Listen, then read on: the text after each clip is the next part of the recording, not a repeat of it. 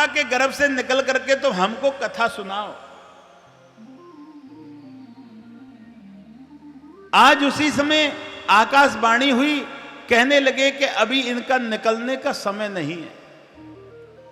जब माता के गर्भ से निकलने का समय होगा ना, तो ये सबको श्रीमद् भागवत कथा सुनाएंगे।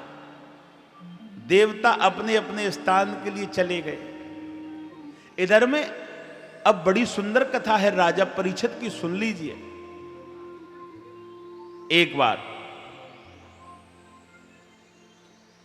बार क्या हुआ कि जब महाभारत हुआ तो गांधारी के सारे पुत्र मारे गए। बड़ी सुंदर कथा है। एक ही पुत्र रह गए, दुर्योधन। माता बैठी बैठी रोने लगी, मेरे सारे पुत्र मारे गए, केवल एक ही पुत्र रह गया। दुर्योधन बैठे बैठे रो रहे हैं, मेरे सारे भाई मारे गए, केवल हम रह गए हैं। गुरुपुत्र अश्वत्थामा आए और बोले कि दुर्योधन तुम क्यों रो रहे हैं? भैया हमारे सारे भाई मर गए, अब क्या होगा? गुरुपुत्र अश्वत्थामा कहने लगे कि क्या करना चाहिए कि जो पांचों पांडवों को मार दे तो मेरा दुख दूर हो जाएगा। लेकिन पांचों पांडवों के ऊपर तो किसकी कृपा है? ठाकुर जी की, कृष्ण भगवान की। कहते हैं ना कहावत में कि जाखो राखे साइया मार सके न कोई, बाल न बांका कर सके जो जग बैरी होए। हाथ भगवान का होना चाहिए। आज उसी समय ऐसा कहा, कहने लगे कि आज रात्रि में ही जाकर के हम पांचों पांडवों को मार देंगे। कि ठीक है। पांचों पांडवों को मारने के लिए चल दिए। भगवान ने पहले ही लीला रच डाली। जहां पांचों पांडव सोते थे रात्रि को, वहां द्रौपदी के पांचों पुत्रों को सुला दिया। वहां पांचों पुत्रों को सुला दिया। अब तो रात्रि के अंधेरे में गुरुपुत्र अश्वत्थामा पहुंचे और गुरुपुत्र अश्वत्थामा ने देखा कि ये पांचों पुत्र सो रहे हैं। आज उसी समय ऐसा सोचते हुए उन्होंने क्या किया कि यही पांचों पांडव हैं। सोते हुए द्रौपदी के पांचों पुत्रों के शीशों को काट दिया और पांचों पुत्रों के शीशों को लेकर के दुर्योधन के पास में पहुंचे। इधर में सुबह खड़ी हुई द्रौपदी अपने अपने बेटों से मिलने के लिए चल दी और जब देखा कि बेटे के सिर नहीं है, मूर्छित होकर के धरती पर गिर पड़ी। मेरे बेटे को किसने मार दिया? रोने लगी। मैं कैसे बचूं? मेरे सारे बेटों को किसी दुष्ट ने मार दिया। बेटे का मरने का दुख माता को बहुत होता है। रो रही है, मेरे बेटे को कोई ले आओ, मेरे बेटे को कोई ले आओ। प्रभु से पुकार कर रही हैं, हे प्रभु तुम तो तुम ही हो, प्रभु जी, प्रभु जी,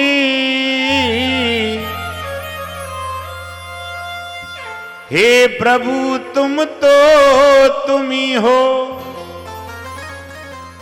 तुमसे निराला कौन है, जो भेद पाले आपका, तो पाने वाला कौन है, तो पाने वाला कौन है। रो रही हैं, मेरे सारे पुत्रों को किसी ने मार दिया। अर्जुन दौड़ते दौड़ते चले आए, भीम भी सामने खड़े हो गए। आज उसी समय भीम भी सामने आकर के खड़े हो गए और आज द्रौपदी रोने लगी, मेरे पांचों पुत्रों को किसी ने मार दिया, तुम कुछ कीजिए। भीम से कहने लगी, तुम तो बहुत बलवान हैं, तुम कहते हैं मेरी ताकत के आगे कोई आ नहीं सकता, आज तुम्हारी ताकत कहां चली गई? हे अर्जुन, तुम तो कहते हो कि जब मैं बाण को छोड़ता हूं तो सामने कोई आता नहीं है, आज बाण कहां चला गया?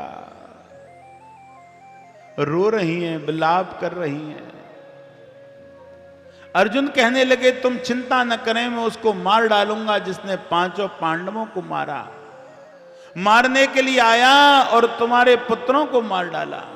रो रही हैं द्रौपदी, मेरे पुत्र बड़े भाग्यों से मुझे मिले और वो सब समाप्त हो गए। खो दिया मैंने पाकर किसी को, हो लाडले बेटा बेटा,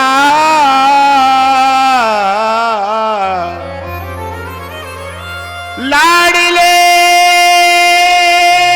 बेटा बेटा,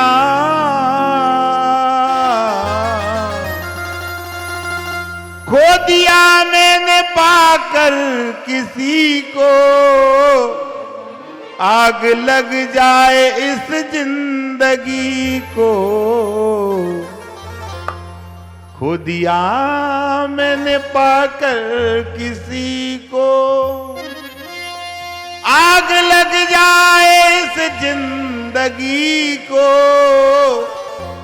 आग लग जाए इस जिंदगी को, आग लग जाए इस जिंदगी को। रोने लगी, विलाप करने लगी। आज धनुष पर बाण और चढ़ाया किसने? अर्जुन ने।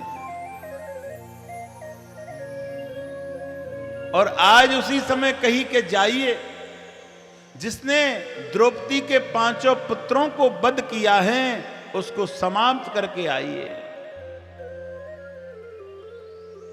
आज बाण चल दिए, जिसने द्रौपदी के पांचों पुत्रों को समाप्त किया उनको मारने के लिए। गुरु पुत्र ने भी एक अस्त्र को छोड़ दिया और कही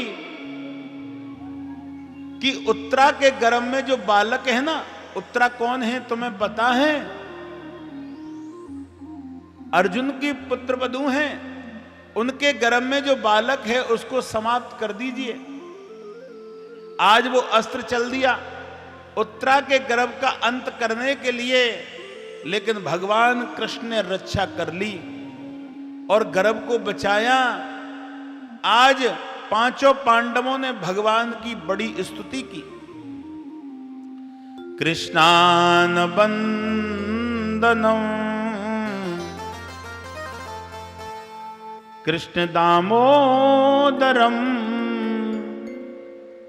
सत कृष्ण वाचिकम नमम दत्त कृष्णानमम नमम। हे कृष्ण, आप मेरे ऊपर कृपा बरसा। भगवान ने कृपा बरसाई, ध्यान से सुनना। और भैया जब कृपा बरसाई तो उनके यहां एक पुत्र हुए। और जब पुत्र, एक बात और ध्यान रखना माताओं, जब तुम्हारे यहां पुत्र की प्राप्ति होना तो सबसे पहले हमें क्या करना चाहिए? ध्यान से सुनना। जिस ठाकुर जी के मंदिर में हम पूजा करते हैं ना, उस मंदिर में धूप बत्ती अगरबत्ती जलाते हैं, उसकी भभूति मिल जाए तो सबसे पहले बेटे के मस्तक पर लगाएं, जब दूसरे को उसका दर्शन कराएं। बोली वृंदावन बिहारी लाल की। ऐसा ही किया अर्जुन ने। कहने लगे अब मुझे संतों का संग चाहिए। संतों का संग तुम्हें कब मिलेगा? संतों का संग सत्संग से मिलता है।